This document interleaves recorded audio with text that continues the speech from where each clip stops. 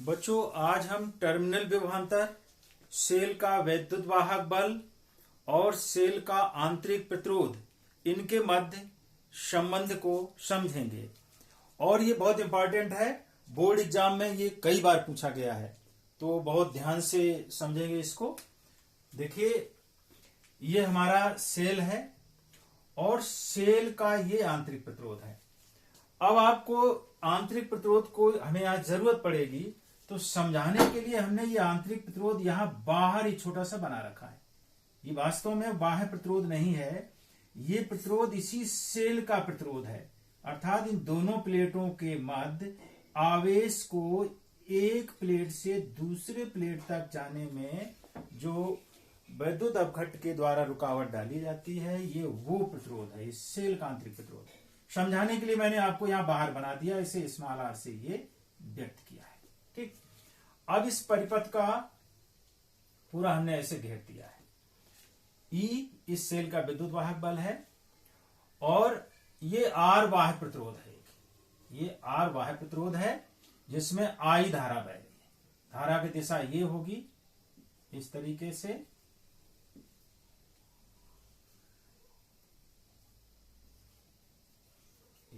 ठीक है, धन प्लेट से ऋण प्लेट, सेल के बाहर धन से ऋण की ओर और सेल के अंदर ऋण से धन की ओर, ध्यान रखना। ठीक है, तो ये कुंजी है, इसको लगाएंगे तब परपथ पूरा होगा, नहीं तो कनेक्शन कट जाएगा।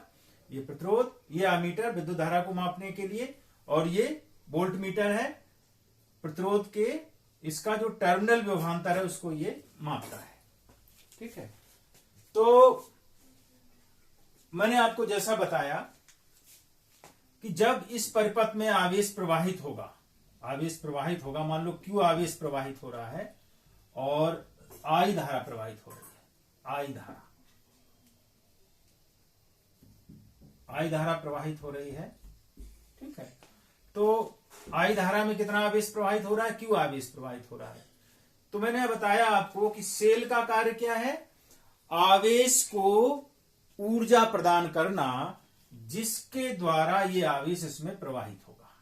ठीक है, अब सेल को दो टर्मिनल बनते हैं यहां पर। एक तो टर्मिनल ये हो गया प्रतिरोध आर, जब आवेश इसके मध्य से गुजरेगा, इस प्रतिरोध के मध्य से गुजरेगा, तो सेल को क्यू आवेश को प्रवाहित करने के लिए वाह कार्य करना पड़ेगा। यानी ये प्रतिरोध जो है बाहर लगा है, आप समझ लीजिए, आप दो तरह के प्रतिरोध हैं। एक ये बाह्य प्रतिरोध है, आप इसको चाहे ऐसे कर दो एक्सटर्नल, और ये इंटरनल, ये सेल के अंदर है इसलिए आर इंटरनल है, ये आर एक्सटर्नल है।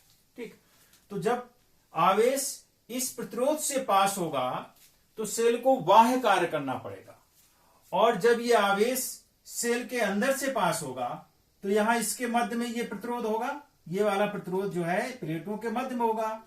तो आवेश जब इन प्लेटों के मध्य पास होगा तब आवेश को बहने में रुकावट पड़ेगी, तो सेल को ऊर्जा प्रदान करनी पड़ेगी, तो सेल को जो है यहां भी कार्य करना पड़ेगा। तो सेल आवेश को पूरे क्यू आवेश को पूरे परपथ में प्रवाहित करने के लिए दो तरह का कार्य करता है। एक तो आर प्रतिरोध से जो है आवेश को प्रवाहित करने के लिए वाह्य कार्य करता है, ठीक है, डब्ल्यू एक्सटर्नल ये, और दूसरा आवेश को जब वो खुद अपने से होकर प्रवाहित करता है तब आंतरिक कार्य करता है, आंतरिक कार्य, इसे हम कहेंगे डब्ल्यू इंटरनल। तो दो तरह के कार्य सेल के द्वारा किए जाते हैं। ठीक है, तो सेल द्वारा कुल कार्य अगर डब्ल्यू किया जाए, ठीक है, क्यू आवेश को पूरे परपथ में प्रवाहित करने के लिए यदि सेल द्वारा किया गया कार्य डब्ल्यू हो, तो डब्ल्यू बराबर क्या होगा, डब्ल्यू यदि क्यू आवेश को पूरे परिपथ में प्रवाहित करने में सेल द्वारा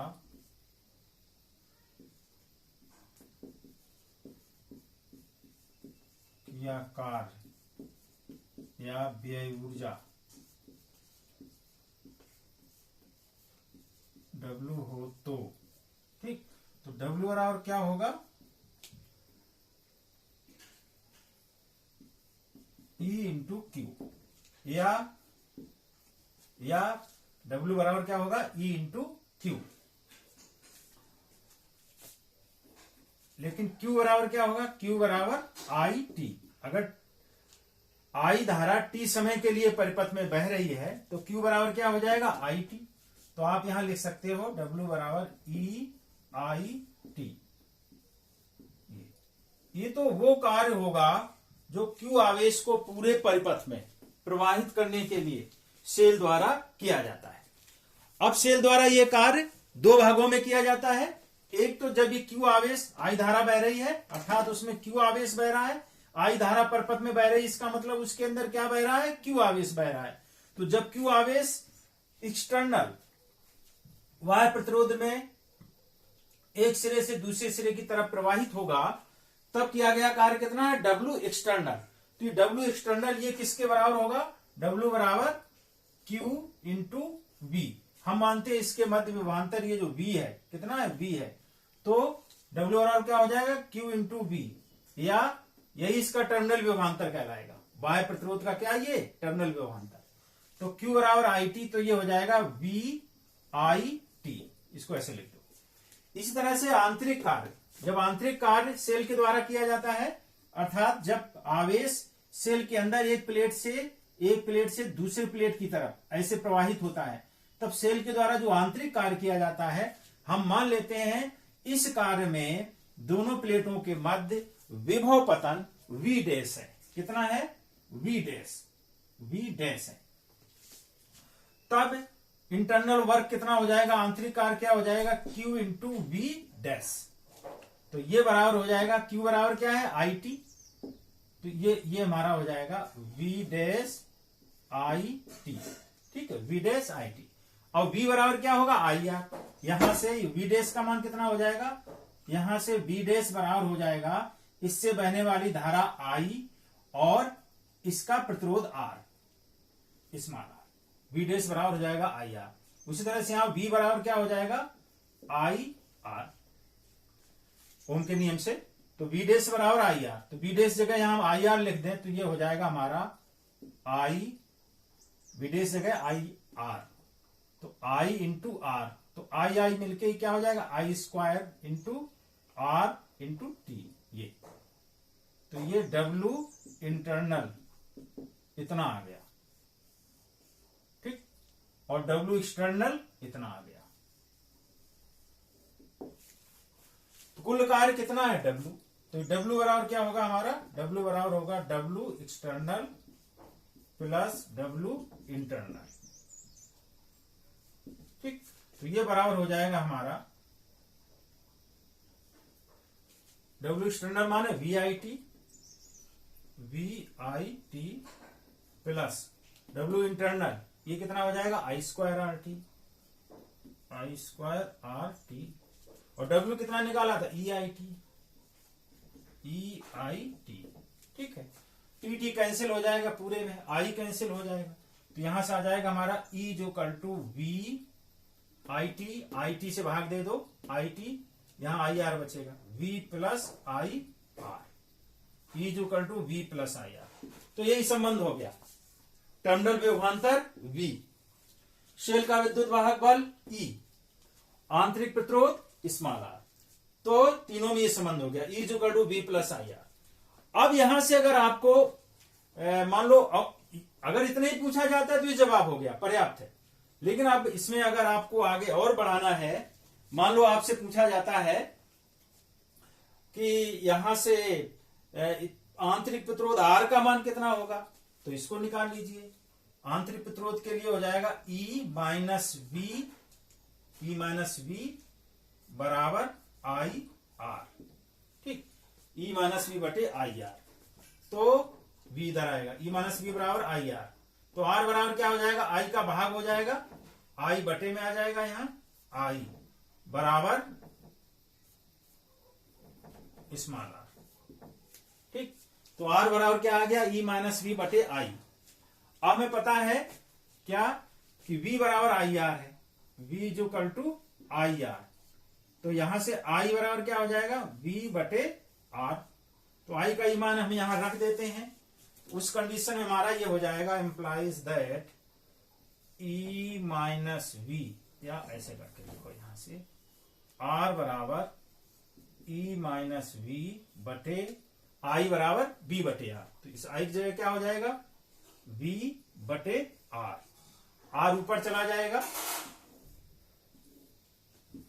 तो यहां हम लिख सकते हैं स्मॉल r बराबर capital R into E minus B बटे v। बी से भाग दे दो तो स्मॉल r बराबर हो जाएगा r इंटू ई बटे v माइनस 1। ठीक है, ये दूसरा सूत्र आ गया हमारा आंतरिक प्रतिरोध ज्ञात करने के लिए।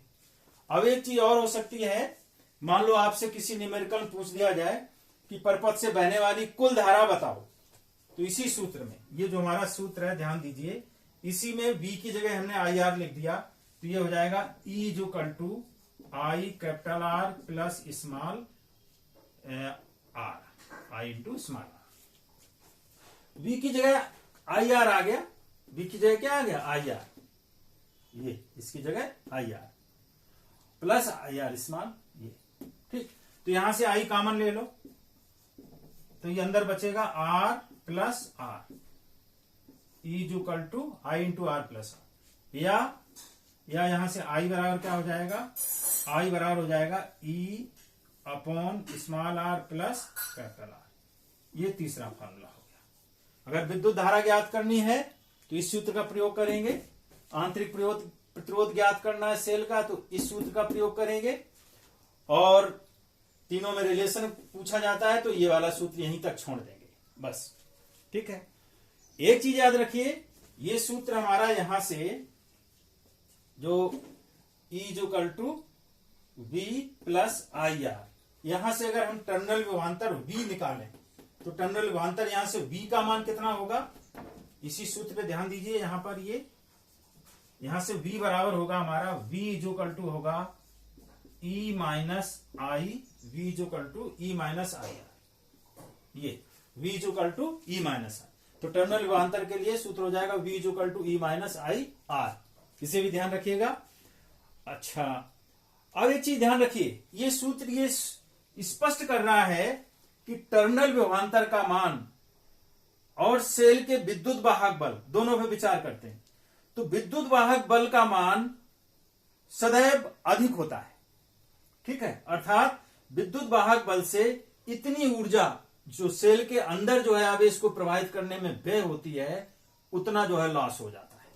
ठीक, तो टर्मिनल विभवांतर का मान विद्युत वाहक बल से सदैव कम होता है। कितना कम होता है, आई आर के बराबर, इतने के बराबर जो V का मान E से सदैव कम होता है। ये ध्यान रखिएगा। ये तब होता है जब सेल डिस्चार्ज हो रहा होता है, जब हम उसको परपथ में प्रयोग कर रहे होते हैं, यूज कर रहे होते हैं। एक नंबर एक बार क्वेश्चन किसी कंपटीशन पूछा गया था, जब सेल चार्ज हो रहा होगा, तो ध्यान रखना, जब सेल चार्ज हो रहा होता है उस समय हमारा हो जाता है V बराबर E प्लस आई आर। उस समय ये सूत्र हो जाएगा V। तो दोनों अलग अलग हैं। डिस्चार्ज के समय टर्मिनल विभवांतर ये, और चार्जिंग के समय पर टर्मिनल विभवांतर ये, V is equal to E plus I R. Okay.